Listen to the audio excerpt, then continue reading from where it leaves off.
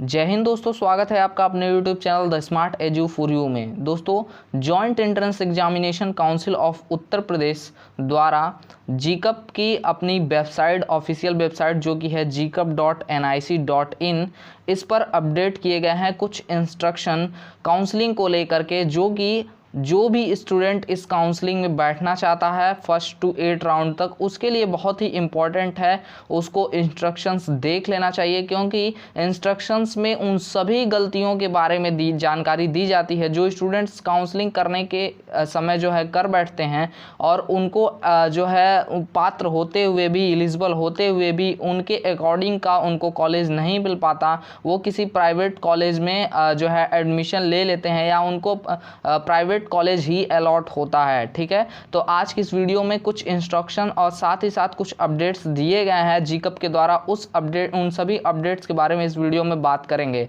तो चलिए वीडियो को शुरू करते हैं। तो दोस्तों, यहाँ पर हम नीचे की ओर आएंगे तो यहाँ पर हमको एक ऑप्शन दिखाई देगा करंट इवेंट का, और करंट इवेंट में ही आएंगे तो यहाँ पर हमको सबसे पहला जो न्यू करके ब्लिंक कर रहा है यहाँ पर, और यहाँ पर लिखा हुआ है कोर्सेज ऑफर्ड 2020। तो जो भी ग्रुप ए के स्टूडेंट हैं, स्पेशली मैं उनसे कहना चाहूँगा कि वो इस पीडीएफ को डाउनलोड कर लें और वहाँ पर कोर्सेज देख लें कि कौन कौन से कोर्सेज अवेलेबल हैं, इलेक्ट्रिकल, मैकेनिकल, सिविल, और उन सभी कोर्सेज को देख करके जो है जानकारी प्राप्त कर लें। साथ ही जो अन्य ग्रुप के स्टूडेंट्स होंगे, उन्होंने वो फॉर्म भरते ही उन्हें पता होगा कि कौन कौन से ग्रुप है और उसमें कौन कौन से कोर्सेज हैं, लेकिन वो भी अगर जानकारी चाहते हैं तो यहाँ से कोर्सेज के बारे में जानकारी प्राप्त कर सकते हैं। नेक्स्ट अपडेट यहाँ पर आई है काउंसलिंग शेड्यूल को लेकर के। ठीक है, तो शेड्यूल मैंने हालांकि पिछली वीडियो में बता दिया था, वो वीडियो भी आप देख सकते हैं, ऊपर आई बटन में मैं वहाँ दे दूंगा। ठीक है, तो काउंसलिंग शेड्यूल भी जो है आ गया है, आप यहाँ से देख सकते हैं, और इस वीडियो में भी मैं शेड्यूल के बारे में बताऊंगा। नीचे की ओर आएंगे तो यहाँ पर दिया हुआ है institute wise available seat for counselling 2020।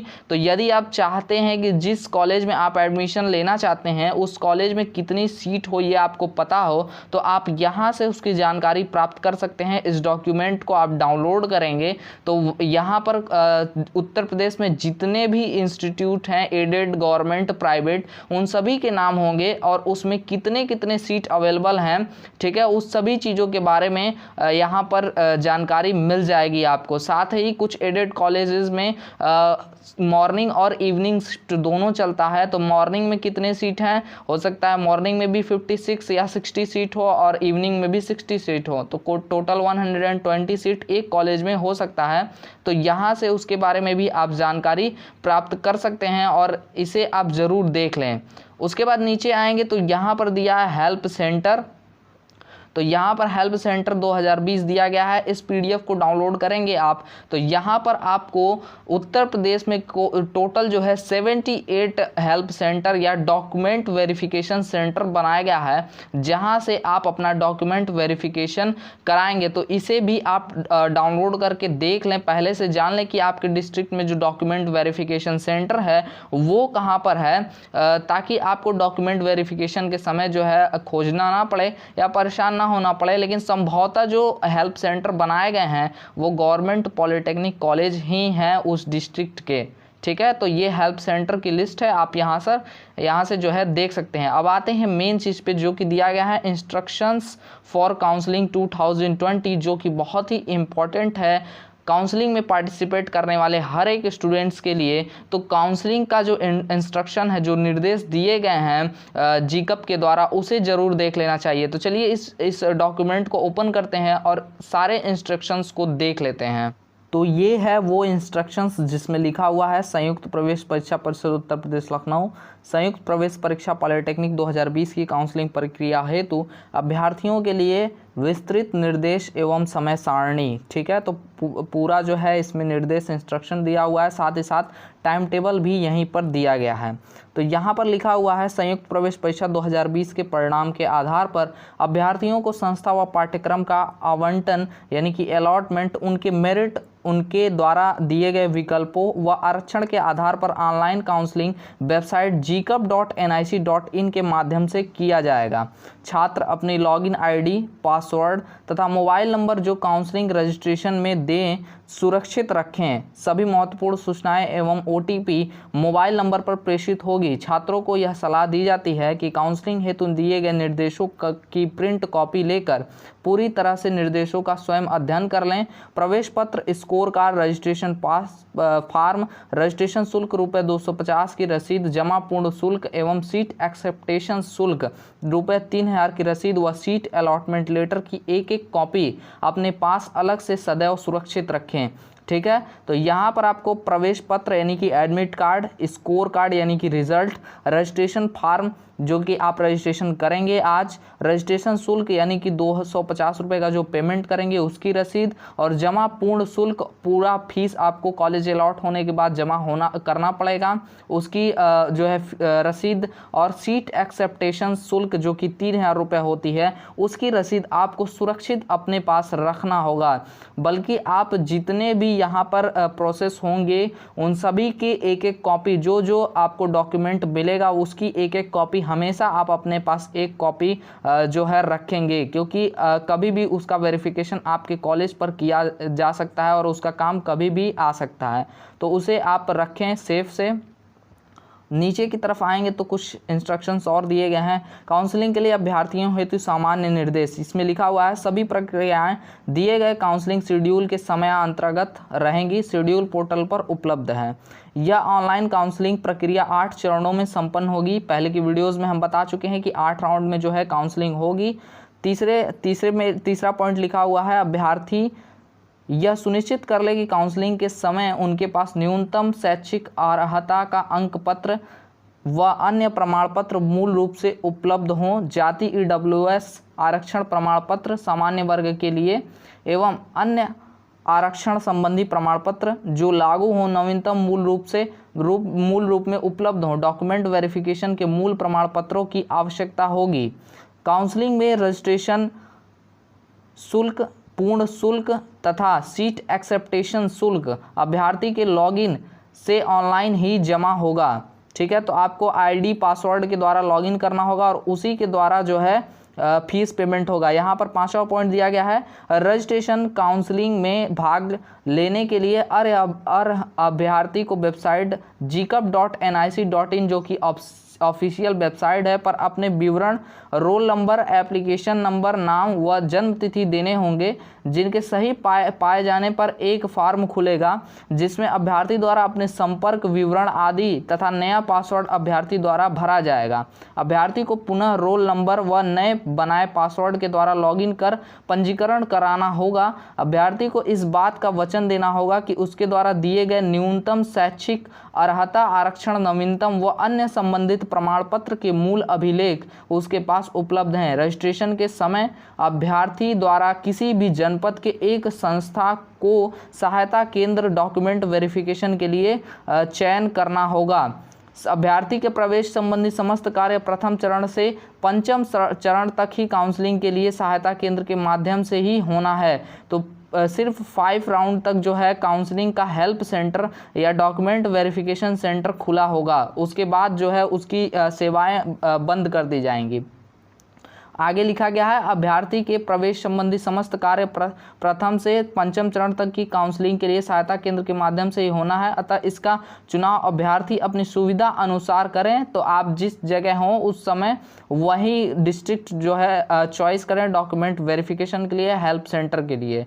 ठीक है, अभ्यर्थी रजिस्ट्रेशन के समय यदि उसके जन्मतिथि, लिंग, आरक्षण वर्ग, उपवर्ग व राज्य अर्हता में त्रुटि है तो उसे परिवर्तित कर सकता है। तो यदि किसी ने गलती से भी कैटेगरी जो है चेंज कर लिया है या दूसरी कैटेगरी का चॉइस कर लिया है, तो इस बार ये मौका दिया जा रहा है आपको कि आप काउंसलिंग के दौरान इसको चेंज कर सकते हैं। पिछली बार तक ये व्यवस्था नहीं थी, रैंकिंग इस हिसाब से बनती थी कि उसमें आरक्षण का भी कुछ जो है इंक्लूड किया जाता था, लेकिन इस बार आपको यहाँ पर परिवर्तन करने का मौका दिया जा रहा है, आप यहाँ पर चेंज कर सकते हैं।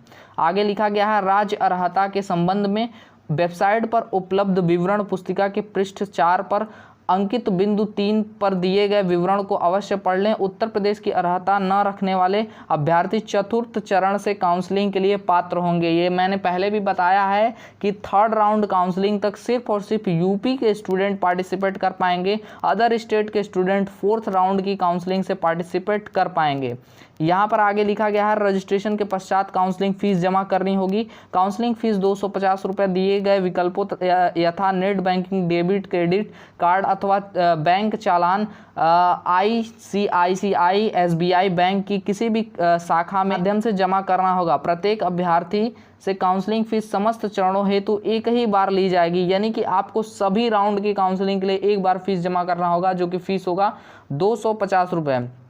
काउंसलिंग फीस किसी भी दशा में वापस अथवा हस्तांतरित नहीं की जाएगी। उसके बाद नेक्स्ट जो है चॉइस फिलिंग एवं लॉकिंग होता है, तो वहाँ पर आप चॉइस फिलिंग और लॉकिंग करेंगे। एक बात का हमेशा ध्यान दीजिएगा, चॉइस फिलिंग में यदि आपको गवर्नमेंट कॉलेज चाहिए तो सिर्फ और सिर्फ फर्स्ट सेकंड थर्ड राउंड में गवर्नमेंट कॉलेज ही फिल कीजिएगा, प्राइवेट या एडेड कॉलेज फिल मत कीजिएगा। यदि आप प्राइवेट या एडेड कॉलेज फिल करते हैं तो गवर्नमेंट को छोड़ करके एडेड जो है अलॉट हो जाएगा, और यदि आपने प्राइवेट किसी कॉलेज को चॉइस किया है तो प्राइवेट कॉलेज ही अलॉट होंगे, गवर्नमेंट कॉलेज अलॉट आपको नहीं होगा। इसलिए आपको अगर गवर्नमेंट कॉलेज चाहिए तो फर्स्ट सेकंड थर्ड राउंड में सिर्फ और सिर्फ गवर्नमेंट कॉलेज को ही चॉइस कीजिएगा। यदि नहीं होता है तो उसके बाद सेकंड या थर्ड राउंड तक आप जो है अपना किसी एडेड कॉलेज को चॉइस कर सकते हैं। एडेड मतलब कि अर्ध सरकारी, और उसके बाद बहुत अधिक ज़रूरत पड़ती है, कम नंबर अधिक रैंक है आपका, तो आप प्राइवेट कॉलेज चॉइस करेंगे। उसके बाद आता है सीट अलॉटमेंट।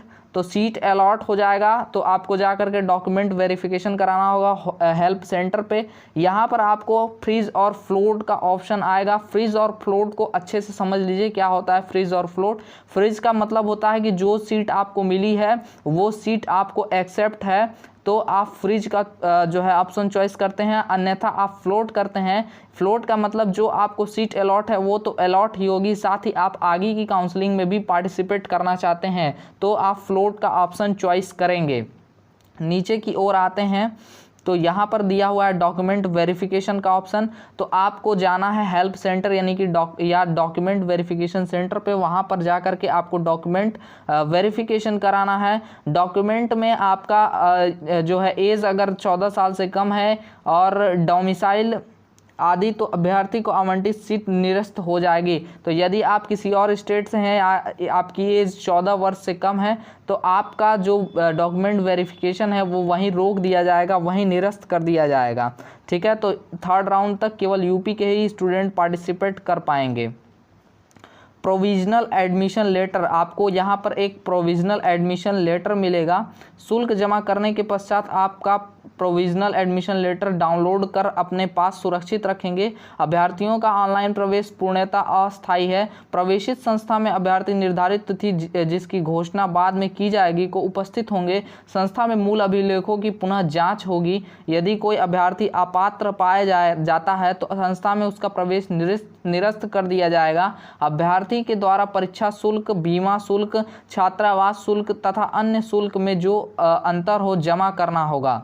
ठीक है, तो ये होगा प्रोविजनल जो है एडमिशन लेटर जो कि आपको अपने पास रखना होगा। और बाद में यहाँ पर दिया गया है कि डॉक्यूमेंट वेरिफिकेशन आपके कॉलेज पर भी किया जाएगा। तो इतनी जानकारी थी जो कि काफ़ी है हमारे लिए इंस्ट्रक्शंस।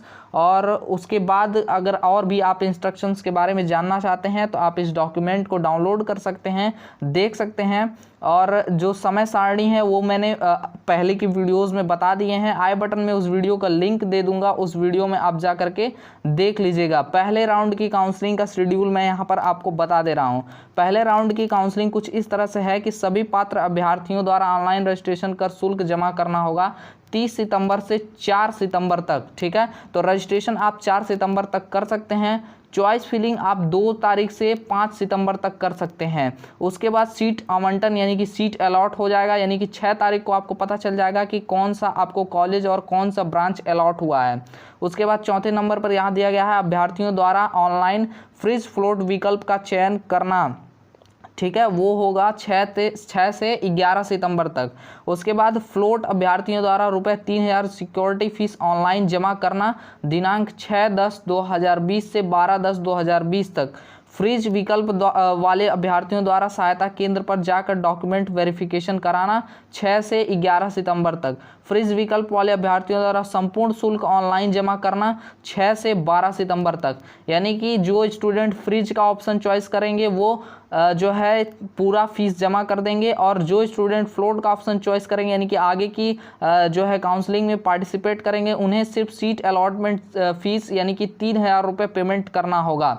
उसके बाद सेकेंड राउंड काउंसलिंग 8 सितंबर से स्टार्ट हो जाएगी। तो ये थी फर्स्ट राउंड की शेड्यूल। बाकी की शेड्यूल्स के बारे में आप जानकारी चाहते हैं तो ऊपर दिए गए आई बटन से आप वो वीडियो देख सकते हैं। आई होप आपको ये वीडियो अच्छा लगा हो। वीडियो अच्छा लगा हो तो वीडियो को लाइक और शेयर कीजिएगा, चैनल को सब्सक्राइब कर लीजिएगा। मिलते हैं अगले वीडियो के साथ, तब तक के लिए जय हिंद, वंदे मातरम।